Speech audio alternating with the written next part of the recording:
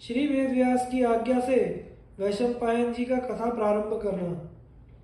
शौनक जी ने कहा, सूत नंदन, महाभारत की कथा बड़ी ही पवित्र है। इसमें पांडवों की यश गाथा को गाया गया है। सर्वसत्र के अंत में जन्मेजय की प्रार्थना से भगवान श्री कृष्ण द्वापायन ने वैशंपायन जी को यह आज्ञा दी थी कि तुम वह कथा इन्हें सुनाओ। अब मैं वही कथा सुनना चाहता हूँ। वह कथा भगवान व्यास के मने सागर से उत्पन्न होने के कारण सर्वरत्नमयी है। आप वही सुनाइए।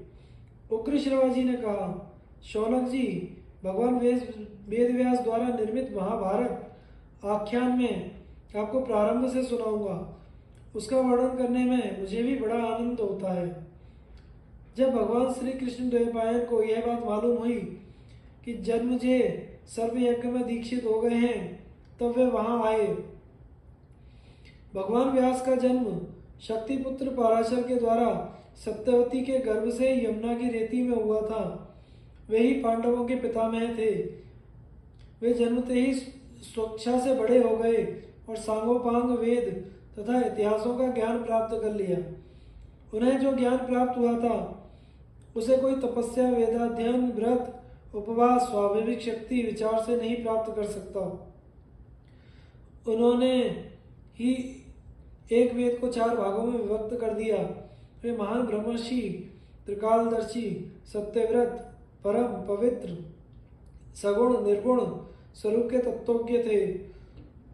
उन्हीं की कृपा से पांडु, धृतराष्ट्र और विदुर का जन्म हुआ। उन्होंने अपने शिष्यों के साथ जन्मेजय के यज्ञ मंडप में प्रवेश किया। उन्हें देखते ही राजर्षि जन्मेजय झटपट सदस्यों के सहित उठ खड़े हुए और शिष्टाचार पूर्वक उन्हें यज्ञ मंडप में ले आए। उन्हें स्वर्ण सिंहासन पर बिठाकर विधि पूर्वक पूजा की। अपने वंश प्रवर्तक को पाद्य, आचमन, अर्घ्य और गौएं देकर जन्मेजय को बड़ी प्रसन्नता हुई। दोनों ओर से कुशल मंगल के संबंध में प्रश्नोत्तर हुए। सभी सभासदों ने भगवान व्यास की पूजा की। उन्होंने यथा योग्य सबका सत्कार किया। तदनंतर जन्मेजय ने सभासदों के साथ हाथ जोड़कर व्यास जी से यह प्रश्न किया, भगवान, आपने कौरवों और पांडवों को अपनी आंखों से देखा था। मैं चाहता हूँ कि आपके मुंह से उनका चरित्र सुनूं। वे तो बड़े धर्मात्मा थे, फिर भी उन लोगों में अनबन का क्या कारण हुआ? उस घोर संग्राम के होने की नौबत कैसे आ गई? उसके कारण तो प्राणियों का बड़ा ही विध्वंस हुआ है। अवश्य ही दैववश उनका मन युद्ध की ओर झुक गया होगा। आप कृपा करके मुझे उसका पूरा विवरण सुनाइए।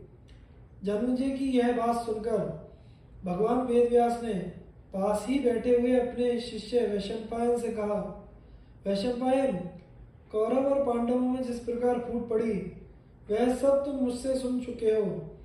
अब वही बात तुम जन्मेजय को सुना दो।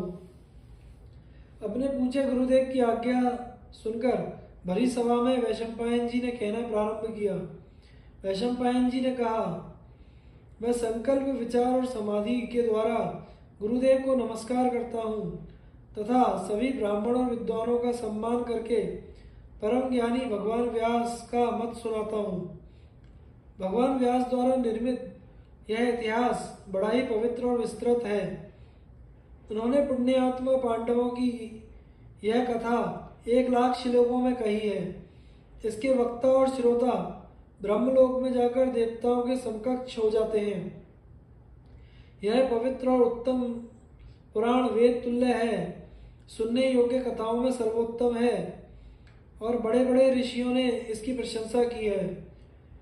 इस इतिहास ग्रंथ में अर्थ, काम की प्राप्ति के धर्मानुकूल उपाय बतलाए गए हैं तथा इससे मोक्ष तत्व को पहचानने वाली बुद्धि भी प्राप्त हो जाती है। इससे श्रवण कीर्तन मनुष्य के सारे पापों से छूट जाता है। इसका इतिहास का नाम जय है। संसार पर परम विजय अर्थात कल्याण प्राप्त करने के इच्छुकों को इसका श्रवण करना चाहिए। यह धर्मशास्त्र, अर्थशास्त्र और मोक्ष शास्त्र सब कुछ है। जो इसका श्रवण वर्णन करते हैं उनके पुत्र सेवक और सेवक स्वामी भक्त हो जाते हैं। जो इसका श्रवण करते हैं उनके वाचिक मानसिक और शारीरिक पाप से नष्ट हो जाते हैं। इसमें भरतवंशियों के महान जन्म का कीर्तन है, इसलिए इसको महाभारत कहते हैं। जो इस नाम का व्युत्पत्ति युक्त अर्थ जानता है वह सारे पापों से छूट जाता है। भगवान श्री कृष्ण द्वैपायन प्रतिदिन प्रातःकाल उठकर स्नान संध्या आदि से निवृत्त होकर इसकी रचना करते थे। इस प्रकार 3 वर्ष में यह पूरा हुआ था। इसलिए ब्राह्मणों को भी नियम में स्थित होकर इस कथा का श्रवण वर्णन करना चाहिए।